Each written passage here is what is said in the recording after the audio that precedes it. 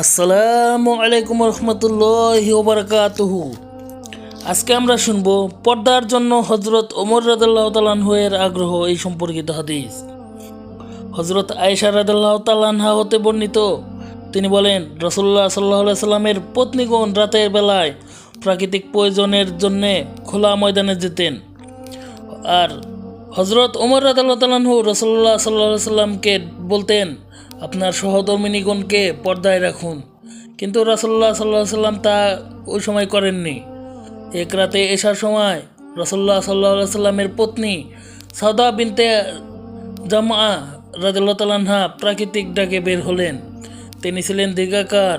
হযরত ওমর রাদিয়াল্লাহু তাআলা আনহু তাকে ডেকে বললেন, হে সাউদা রাদিয়াল্লাহু তাআলা আনহা, আমি কিন্তু আপনাকে চিনে ফেলেছি। পর্দার হুকুম অবতীর্ণ হওয়া আগ্রহে তিনি কথা বলেছিলেন। তারপর আল্লাহ তাআলা পর্দার হুকুম অবতীর্ণ করলেন।